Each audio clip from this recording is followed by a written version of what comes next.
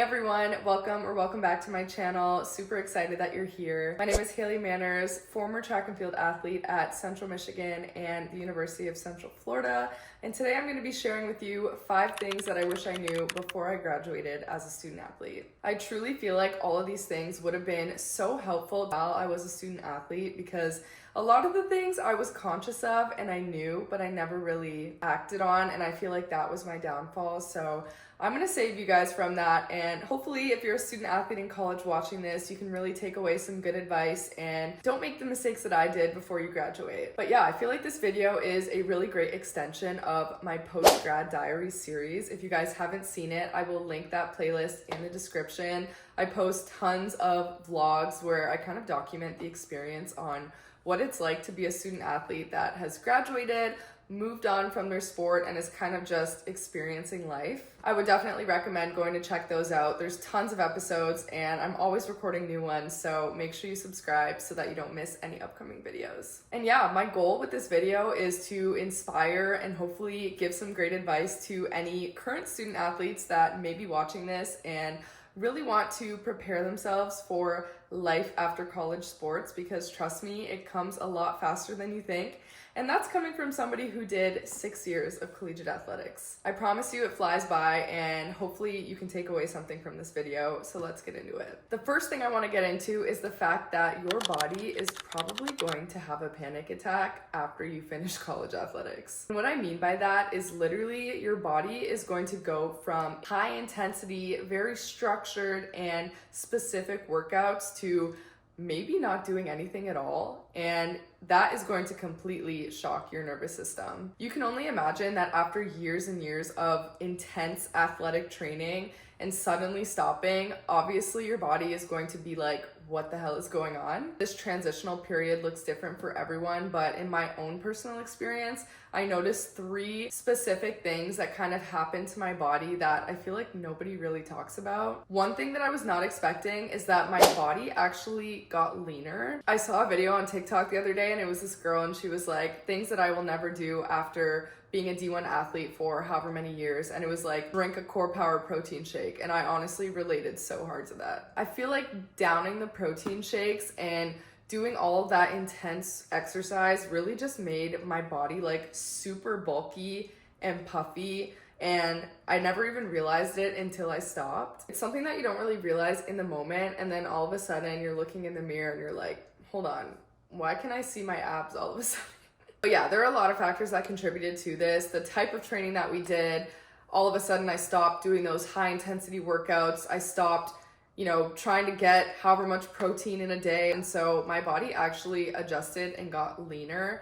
I know for some people, they've experienced weight gain, which is interesting as well because your body just adapts differently and is actually going back to its like natural state, I guess you could call it. So that was one thing that threw me off. Another thing is the fact that I would get little heart palpitations when I'm trying to sleep. Like, I don't know where this came from. I thought it was like an anxiety thing, and I'll get into that in a second, but truthfully, I was always so tired that when I went to go to bed, I hit the pillow and I was out. Like, there was no tossing and turning, there was no heart palpitations, so that was super new to me. I feel like my body was just having a hard time calming down before bed, if that makes sense. And so I started taking magnesium before I went to sleep. I would drink sleepy time tea. Like, I never had to do any of those things before because my body was just in a constant state of exhaustion, and so I would fall asleep and be out cold. But things looked a little bit different once I stopped with the intense workouts. The last thing I'll say that I noticed is that some of my anxiety and like just general anxious feelings, I feel like would most of the time be kind of let out or could be resolved at the track or during a workout. And what I mean by that is I could be feeling anxious or stressed or something like that, and then I go to the track, workout, and I feel better. But now that I'm not doing that all the time, I feel like I hold some of that stress and tension in my jaw. And I don't know if anybody else out there experiences this, but I found myself to be clenching a lot, and like the muscles all in my jaw and like my cheek would be so sore all the time. I'm still working on it, honestly, because sometimes I literally just catch myself clenching, and I'm like, okay, why do I have a headache all of a sudden? I have been drinking enough water, I've been active. Like, it's so crazy how your body just adjusts in different ways. But yeah, all in all, your body is probably going to go through this transitional period of shock because you're just changing your lifestyle completely. And so I just want to put it out there that it's totally normal and it happens to all of us. I just didn't realize that it would show up in certain ways like this, if that makes sense. The next thing that I wish I knew is that making friends in real life is actually really hard. And I truly don't mean that to scare anyone, because obviously, like, you're going to make friends whenever you join like a new club or some sort of activity. Maybe you make friends at work post-grad. Like, there's always going to be places to meet people. But I just didn't really understand what a blessing it was to have built-in friends as your teammates. And it makes me think, honestly, how did normal college students do that? Like, we just would live with our teammates and we'd show up to practice with them every day, and like, those are your best friends. How did people go into college as 18-year-olds and like have to go through this? I can't even imagine. But what that means is essentially like you are responsible for putting in the effort for making your new friends. And sometimes that can be really hard. It like literally forces you to go outside, which is a big thing for a lot of us. You actually have to leave the house, go to an event, and then build up the courage to actually talk to new people, see if your vibes match, anything like that. And then once you do actually connect, nurturing that friendship and moving forward and kind of keeping up with them, that's a whole nother level of effort that I just was not prepared for. And I feel so lucky because I have a lot of great friends, but sometimes I'm like, oh my gosh, it's been like weeks since I've texted you. I'm so sorry. Like, I still love you. I'm thinking of you, but life just starts lifing, and it's so crazy, especially for your out of state, out of town friends. Like, it's so hard to keep up sometimes, but that was something that I was not prepared for, is the whole new world that is friendships when you're post-grad. Number 3, I feel like a lot of people are not gonna like this one, but I'm not even kidding you guys. Start looking for a job 6 months before you graduate. Seriously, like, the job market sucks right now. And this is coming from somebody who has 2 master's degrees.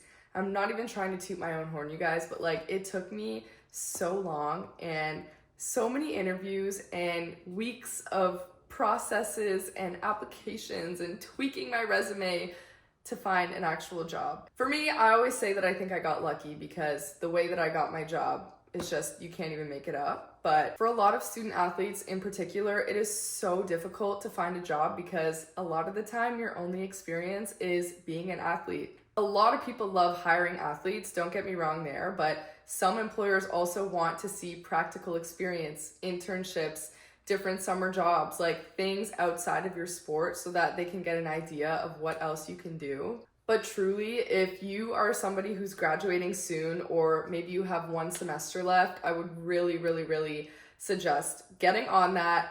Fix up your resume, start making connections with people on LinkedIn. Even if you don't have like this picture perfect idea of what you want to go into for work, at least start looking into it so that by the time graduation comes, you can have a better idea of what you want to do and hopefully where you can work post-grad. It's just the unfortunate reality that we are graduating during a time where the job market is very frustrating, draining, and competitive. So you want to do as much as you can to help set yourself apart and set yourself up for success. Number 4, I feel like this one is going to speak to a lot of you, but I really wish that I just like made a list of every student discount known to man and taken advantage of them. You guys, I'm not even kidding. The moment that made me realize I was like a real adult was I got my phone bill statement on my email, and I was like, why is it $20 more than it was last month? So I did some digging, I went into it, and it was like, oh, you need to renew your student status.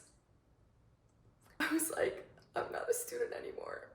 So I go into the app and I'm trying to like figure out to see if I can finesse it, because I still have access to my student email, but they're like, no, we need an updated record of like blah, blah, blah. So I'm like, great. Like, now I'm going to be paying this much more because I'm no longer a student, and I was really not appreciative of that discount while I had it. So take this as your sign. If you still have academic records that show that you are a student, first of all, download those records and keep them because you might need them. But second of all, go into every single store and ask them about student discounts.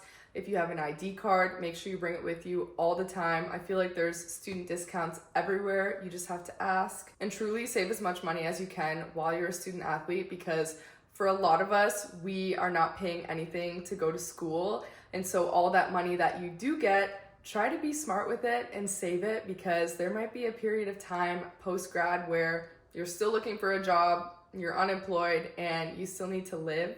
And so you want to have some wiggle room there.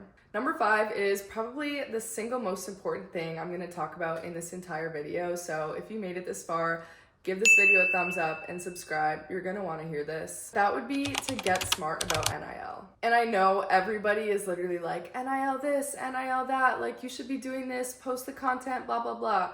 No, I'm serious. Like, actually sit down, figure out what it is that you can capitalize on your NIL while you're a student athlete. Because I promise you, the second that that student athlete title goes away and now you're an alumni, everything changes. And I say this because even if you don't want to be like a quote unquote influencer as like your full-time or part-time job even after you graduate, using your athlete status to your advantage while you still have the jersey with your name on it and you still have ties to the school and you're maybe still in the city of your college is such a powerful tool that is completely overlooked by so many athletes. Like, if we're being honest, if you're scrolling on social media and you see a dance video, how much more likely is it that you're gonna stay and watch that entire video if it's somebody in a jersey? Whether it's pro, college, doesn't matter. The jersey and the name of the school and the logo kind of draws you in and makes people curious, like, oh, who is this person? Same thing if you're recording a day in the life video. Random influencers' day in the life will probably not be as interesting or appealing to most people than day in the life of a basketball athlete at the University of Southern California, just as an example. But seriously, leveraging your student athlete status while you still have it is like the single most important tip I could give anyone.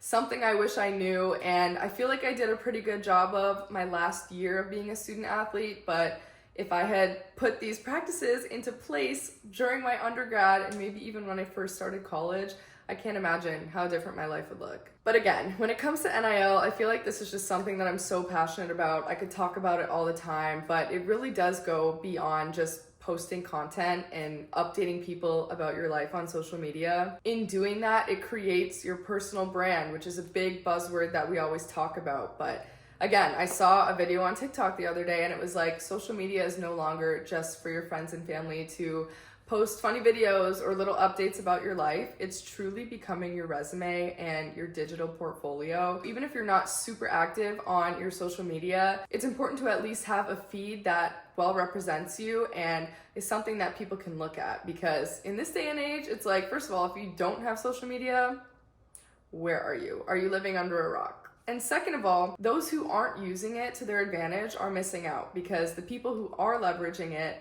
are the ones that are going to be making money, getting opportunities from brands, and maybe even connecting them to people who can get them a great job down the line. And going back to leveraging the student athlete status while you have it, I don't mean to make it sound like you're defined by your sport, because you're not, and that people only care about you because you wear a school logo on your chest. That is not the case. I'm just saying, while you have access and the ability to do that, utilize it and honestly abuse it, because there's gonna come a time where you hang up the cleats, turn in your jersey, and you're no longer going to be affiliated as active member of that roster. And so the way you're perceived by people is going to be completely different. I hope that made sense. I feel like I can get real nerdy about this because it's just something that I'm so passionate about, and I'm really excited because I'm going to be sharing some more knowledge on this topic with you guys soon. I have some exciting things in the works, so if you guys have made it this far, I am super appreciative of you. I hope that if you're a student athlete, you found this helpful, and even if you're somebody who just graduated a couple months ago like myself, hopefully you've taken something from this video, whether it's something that you relate to in terms of your current experience post-grad, or maybe it's something that you've learned and you're going to take moving forward. That's all I can hope when I share these videos on the internet. But as always, if you guys ever have any questions, drop them in the comments, or you can reach out to me on socials. I'm super active on Instagram, TikTok, Snap, all the things. Everything will be linked in the description if you guys want to follow me on my other platforms. And if you thought this video was helpful, make sure you like and subscribe. I have lots more content on the way for you guys, and holiday season is approaching. I don't want to tease anything just yet, but let's just say your girl has a lot of plans for the next couple of months. So make sure you subscribe, turn on those post notifications so that you don't miss out. Thanks for watching. Toodles!